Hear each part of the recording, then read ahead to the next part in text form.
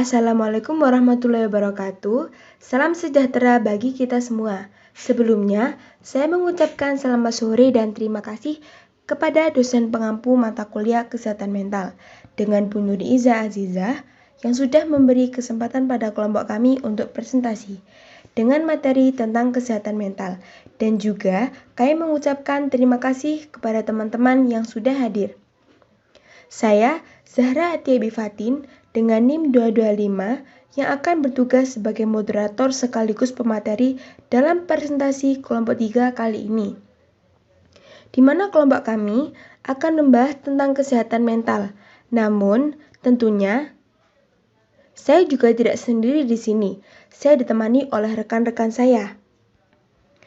Ada Akmal Maulana dengan NIM 208, Mahdi Muhammad Agung dengan NIM 220, Zahra Tri Mauludina dengan NIM 221, Agnes Nonasio dengan NIM 228, Dortea Islaini dengan NIM 230, dan Anggreni Putri dengan NIM 233. Nah, apa sih yang dimaksud kesehatan mental itu? Untuk tahu lebih lanjut lagi, kita simak penjelasan pertama yang akan dijelaskan oleh Saudari Zahra Tri. Kepada Saudari Zahra Tri dipersilahkan. Mental health definition. Apa sih definisi sehat secara mental? Sehat secara mental adalah keadaan ketika diri sendiri merasa baik secara psikologis, emosional, ataupun secara sosial. Definisi sehat tidak hanya berkaitan dengan fisik, namun juga berkaitan dengan sehat secara psikis dan mencapai kesejahteraan sosial. Menurut WHO mendefinisikan tentang kesehatan mental yaitu sebagai kondisi kesejahteraan individu yang menyadari potensinya sendiri, dapat mengatasi tekanan kehidupan yang normal, dapat bekerja secara produktif dan berbuah, dan mampu memberikan kontribusi kepada komunitasnya. Dalam buku Mental Higge, kesehatan mental berkaitan dengan beberapa hal. Yang pertama yaitu bagaimana seseorang memikirkan, merasakan, dan menjalani kesehariannya dalam kehidupan. Yang kedua, bagaimana seseorang memandang diri sendiri dan orang lain. Yang ketiga, bagaimana seseorang mengevaluasi berbagai alternatif solusi. Dan yang keempat, bagaimana mengambil keputusan terhadap keadaan yang dihadapi menurut Yusuf 2011. Kesehatan mental merujuk pada kesehatan seluruh aspek perkembangan seseorang, baik fisik maupun psikis. Kesehatan mental juga meliputi upaya-upaya dalam mengatasi stres, ketidakmampuan dalam menyesuaikan diri, bagaimana berhubungan dengan orang lain, serta berkaitan dengan pengambilan keputusan. Kesehatan mental tiap individu berbeda dan mengalami dinamisasi dalam perkembangannya. Selanjutnya yaitu ada karakteristik kesehatan mental dapat dilihat dari ciri-ciri mental yang sehat, yaitu terhindar dari gangguan jiwa, baik neurosa maupun psikosa. Yang pertama, neurosa masih mengetahui dan merasakan kesukaannya, sementara psikosa tidak. Individu dengan psikosa tidak mengetahui masalah atau kesulitan yang tengah dihadapinya. Yang kedua yaitu kepribadian neurosa tidak jauh dari realitas dan masih mampu hidup dalam realitas alam nyata pada umumnya. Sedangkan kepribadian psikosa terganggu baik dari segi tanggapan, perasaan atau emosi, serta dorongan-dorongannya. Sehingga individu dengan psikosa ini tidak memiliki integritas sedikit pun dan hidup jauh dari alam nyata.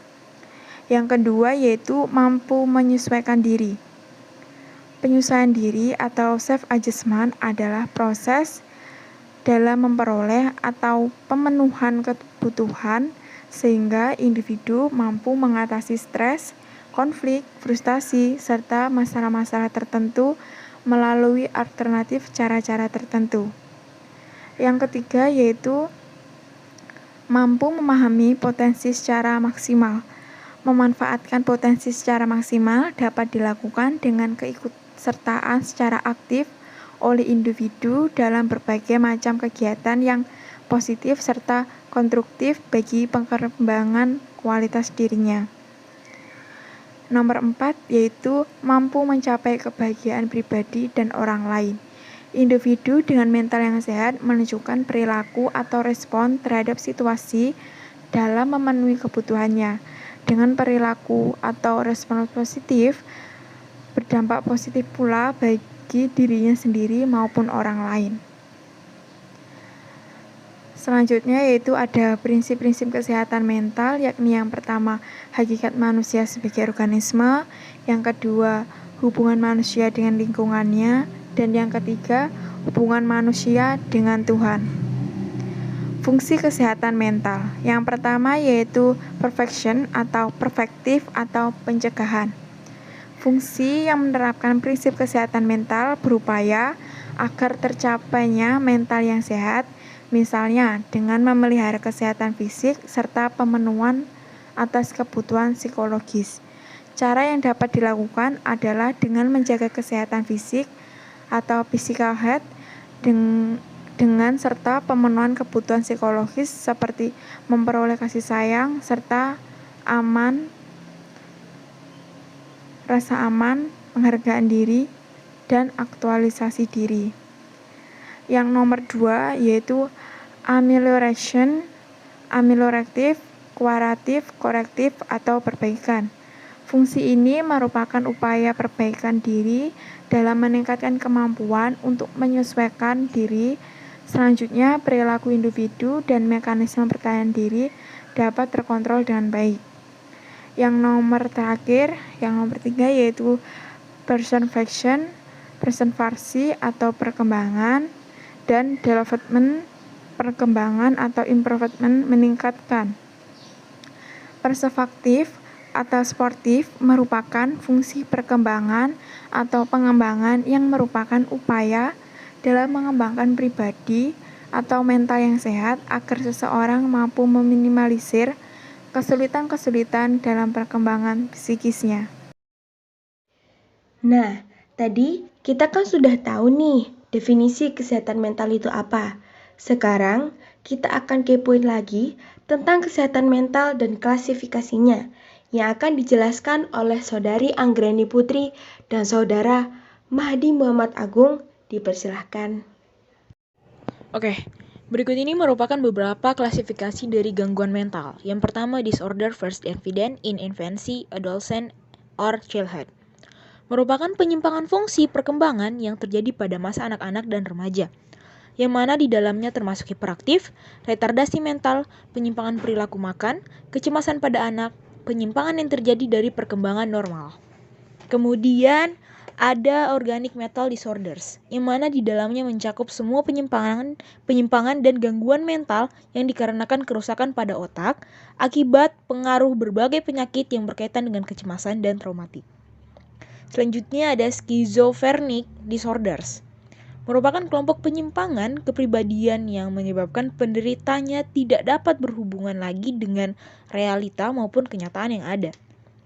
Selanjutnya ada paranoid disorders, kelompok gangguan yang mana penderitanya merasa curiga terhadap sesuatu secara berlebihan dan selalu merasa jika dirinya diintai secara terus-menerus, merasa jika semua orang membencinya, dan lainnya. Berikutnya ada substance use disorders. Dalam hal ini mencakup segala petimpangan ataupun kekacauan mental yang mana dipengaruhi oleh zat kimia, semisal narkotika, psikotropika, alkohol, nikotin, dan zat-zat adiktif lainnya. Kemudian ada affective disorders atau yang lebih dikenal dengan depresi berat yang membuat seseorang menjadi murung dan apatis. Ketujuh, anxiety disorder. Anxiety disorder merupakan kecemasan yang berlebihan, semisal kecemasan mengenai masa depan, harga diri, dan lainnya. Kedelapan, somatoform disorders. Kerusakan yang terjadi pada organ tubuh ataupun munculnya penyakit parah yang dikarenakan faktor psikologis, semisal kecemasan yang terus-menerus. Namun, jika diteliti, secara dari sisi medis tidak akan ditemukan penyakit medis lainnya. Kesembilan, dissociative disorder Gangguan temporal yang mana menyebabkan gagal fungsinya memori ataupun kehilangan kontrol pada emosi, semisal amnesia ataupun kasus kepribadian ganda. Ke-10, physical sexual disorder, yang mana di dalamnya mencakup penyimpangan gangguan identitas gender, kelainan seksual, kemampuan seksualitas atau ejakulasi dini, frigiditas, impoten, homoseksualitas dapat memasuk di dalamnya jika orang tersebut sendiri tidak menikmati kondisinya sebagai homoseks.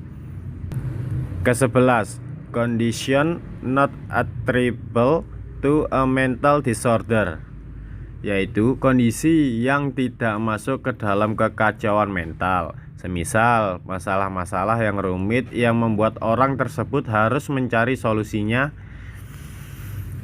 12. Personality disorders, ketidakmampuan dalam berperilaku serta mengatasi stres, semisal gangguan kepribadian antisosial. Tidak hanya definisi dan klasifikasinya saja, ada teori-teori dari para ahli yang akan dijelaskan oleh Saudari Zahra Atia dan Saudara Akmal Maulana. Dipersilahkan. Baik, di sini saya akan menjelaskan tentang teori-teori kesehatan mental. Mental yang sehat dapat dilihat dari beberapa kondisi, dan setiap teori memiliki pandangan yang berbeda. Yang pertama, psikoanalisa. Psikoanalisa adalah cabang ilmu yang dikembangkan oleh Sigmund Freud dan para pengikutnya sebagai studi fungsi dan perilaku psikologis manusia. Psikoanalisis memiliki 3 penerapan. Yang pertama, suatu metode penelitian dari pikiran. Yang kedua, suatu ilmu pengetahuan sistematis mengenai perilaku manusia. Yang ketiga, suatu metode perlakuan terhadap penyakit psikologis atau emosional. Teori ini melihat manusia dari sisi negatif, alam bawah sadar atau ID, ego, superego, mimpi, dan masa lalu. Adapun kepribadian sehat dalam teori ini, menurut Freud, kepribadian yang sehat itu jika individu bergerak pada perkembangan ilmiah. Yang kedua, kemampuan dalam mengatasi tekanan dan kecemasan dalam belajar. Yang ketiga, mental yang sehat ialah seimbangnya fungsi superego terhadap ID dan ego. Yang keempat, tidak mengalami gangguan dan penyimpangan pada mentalnya. Dan yang kelima, dapat menyesuaikan keadaan dengan berbagai dorongan dan keinginan. Yang kedua ada behavioristik. Teori ini menekankan pada terbentuknya perilaku yang tampak sebagai hasil belajar. Teori behavioristik dengan model stimulus responnya menunjukkan orang yang belajar sebagai individu yang pasif. Perilaku yang mencerminkan mental yang sehat dalam teori ini adalah jika ia dapat mengaplikasikan pengalamannya dalam menghadapi masalah yang ia hadapi dengan baik. Adapun kepribadian sehat menurut behavioristik. Yang pertama, manusia adalah makhluk perespon, lingkungan mengontrol perilaku. Yang kedua, manusia tidak memiliki sikap diri sendiri. Yang ketiga, mementingkan faktor lingkungan. Yang keempat, menekankan pada tingkah laku yang nampak dengan mempergunakan metode objektif. Dan yang kelima, sifatnya mekanisme mementingkan masa lalu. Yang ketiga, Carl Rogers. Teori ini dikenal mengembangkan model terapi Klein-Kentred. Rogers mempunyai sebutan bagi orang dengan kepribadian sehat, yaitu orang yang berfungsi sepenuhnya. Rogers mengemukakan 5 sifat khusus sehat mental. Yang pertama, keterbukaan pada pengalaman. Artinya, orang dengan keterbukaan pada pengalaman dapat mengetahui segala sesuatu tentang kodratnya. Berkepribadian fleksibel, tidak mau menerima pengalaman-pengalaman yang diberi kehidupan, tetapi juga menggunakan dalam membuka kesempatan persepsi atau ungkapan baru. Yang kedua, kehidupan eksistensial, yang mana orang yang dapat menyesuaikan diri karena struktur diri yang terus-menerus terbuka pada pengalaman-pengalaman baru. Yang ketiga, kepercayaan terhadap organisme sendiri. Dalam hal ini, orang yang berfungsi sepenuhnya dapat bertindak menurut impuls-impuls yang timbul seketika dan intuitif. Karena orang sehat ini terbuka pada pengalamannya, maka dia memiliki jalan masuk untuk seluruh informasi yang ada dalam sebuah situasi untuk membuat suatu keputusan. Yang keempat, perasaan bebas. Orang yang sehat psikologis mengalami kebebasan untuk bertindak dan memilih tanpa adanya paksaan atau rintangan antara alternatif pikiran dan tindakan. Orang seperti ini juga memiliki suatu sikap perasaan berkuasa terhadap kehidupannya dan percaya bahwa masa depan tergantung pada dirinya sendiri. Yang kelima, kreativitas. Orang yang berfungsi sepenuhnya atau orang dengan sehat mental sangat kreatif. Pada umumnya, mereka dapat menyesuaikan diri dengan tuntutan-tuntutan dalam situasi khusus.